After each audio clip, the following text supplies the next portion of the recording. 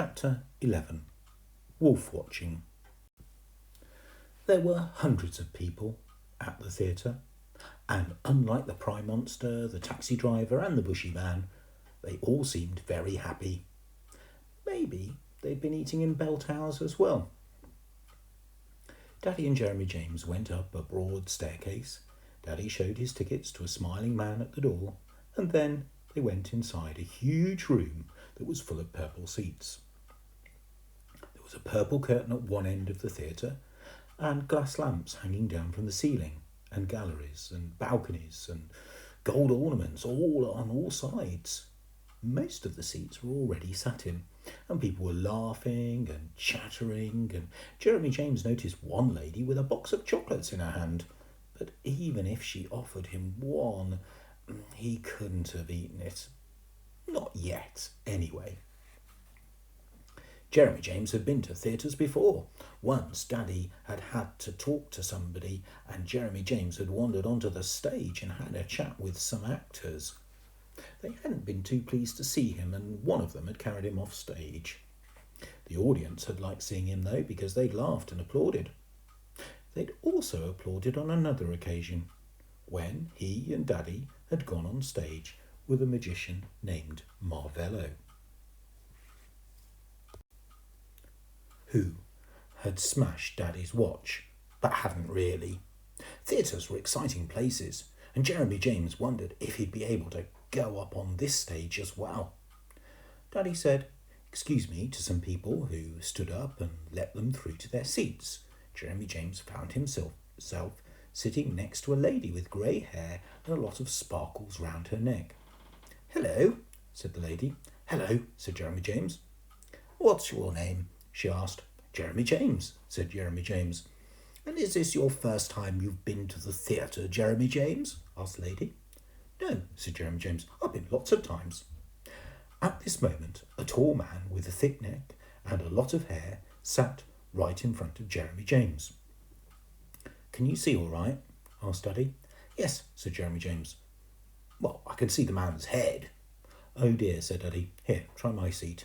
Daddy and Jeremy James changed places. But next to the tall man was a tall lady, and she had even more hair than the tall man. "Can you see now?" asked Daddy. "Yes," said Jeremy James, "I can see the lady's head." The tall lady must have heard what Jeremy James had said, because she turned round in her seat. We're blocking your view, are we?" she asked. "The problem is," said the sparkling lady with grey hair, "that wherever Jeremy James sits, there's someone in front of him." "Well, there's no one in front of us," said the tall man, turning round. "Let's all change places." "Oh, that's very kind of you," said Daddy.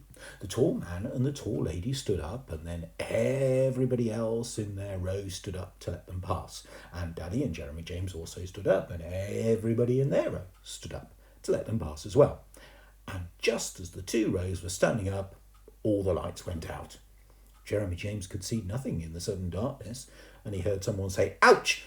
And Daddy said, "Sorry." And then Jeremy James bumped into Daddy. Daddy bumped into someone else, and there was more ouches and more sorries. Jeremy James had just reached the end of the row when the lights went on again. The purple curtain swept open, and standing on the stage was a man dressed exactly like the little bald waiter in the bell tower. "Are you all sitting comfortably?" he said. "No," said Jeremy James. A few people laughed. "Shh," said Daddy, excusing himself past the people in the next row. "Good," said the man. "Then we can begin." "Not yet," said Jeremy James. A lot of people laughed. "Jeremy James," hissed Daddy. "Shh, but shh." Jeremy James wanted to tell Daddy that the man had asked if they were sitting comfortably, and he wasn't. But then it occurred to him that the man might be a politician. In that case, he already knew the answer before he asked the question. "Once upon a time," said the man, in the deep, dark forest, there lived a big, bad wolf." Jeremy James sat down on his seat just as the big, bad wolf came onto the stage. But Jeremy James could see straight away that it wasn't a wolf at all. It was a man dressed up as a wolf. I'm not a big bad wolf, said the wolf. No, he's not, said Jeremy James' Daddy. He's a man. Shh, said Daddy. I haven't had a decent meal in weeks, said the wolf man. So I'm certainly not big. And what's bad about me? I'm one of the nicest wolves I know. So I'm not a big bad wolf at all. I'm a skinny, nice wolf. From somewhere that Jeremy James couldn't see, an orchestra began to play, and the big, bad, skinny, nice wolfman began to sing. Wolfie is my name, survival is my game, I haven't had a bite in weeks. Oh, isn't it a shame? Skinny as a feather, I'm a poor piece of walking leather. If I don't get my dinner soon, I'll vanish altogether. On normal days, Jeremy James would have had a lot of sympathy for Wolfie, but tonight he didn't feel at all hungry. Far from vanishing away, he seemed, if anything, to have got bigger, especially around the tummy. Red Riding Hood will be coming through the wood with a basket full of goodies which I'd borrow if I could. It was when Wolfie mentioned the basket of goodies that Jeremy James suddenly felt a sharp pain in his tummy. Oh, tender chicken breast, salad nicely dressed, cherry pie and ice cream, a bottle of the best. Daddy, said Jeremy James. What is it? Whispered Daddy. I'm going to be sick, said Jeremy James. What, now? Said Daddy. Yes, said Jeremy James. Hold on, said Daddy. He stood up, lifted Jeremy James from under the arms, and the whole row of people rose like a line of dominoes in reverse.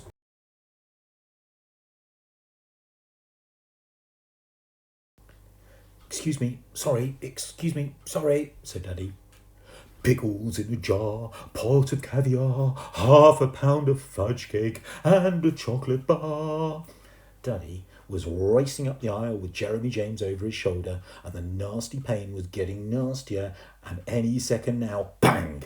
Daddy pushed open the door of the lavatory. Jeremy James leaned over, and out came a mixture of ice cream, jelly, tart, trifle mousse, pie, pudding, chips, and Willie's Gallop. I shouldn't have let you eat so much, said Daddy. No tummy in the world could have held on to all that dessert. Jeremy James had been sick once before. He'd eaten a whole box of licorice all sorts, and Dr. Bassett had to come to the house to examine him. But Dr. Bassett had said that Jeremy James had something called a touch of flu. It wasn't dessert, Daddy, said Jeremy James. I've got a touch of flu. Daddy felt Jeremy James's forehead. Do you feel hot? He asked. No. Do you feel cold? Asked Daddy. No, said Jeremy James. Do you feel like eating a bowl full of chocolate mousse pie and ice cream? Said Daddy. Jeremy James thought for a moment. Not just yet, he asked. It's not a touch of flu, said Daddy. It's a touch of overeating. Then Daddy asked Jeremy James if he was feeling better. Jeremy James said yes, and could they go back and watch the skinny, nice wolfman again? But Daddy decided that they should go back to the hotel now because it was rather late, and actually he had a little bit of pain in the tummy himself.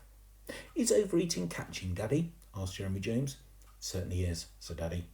As they left the theatre, the skinny, nice wolfman had just made his way to Granny's house, and the man in the black jacket and the bow tie was telling the audience that Granny was sick. Maybe she had a touch of overeating too.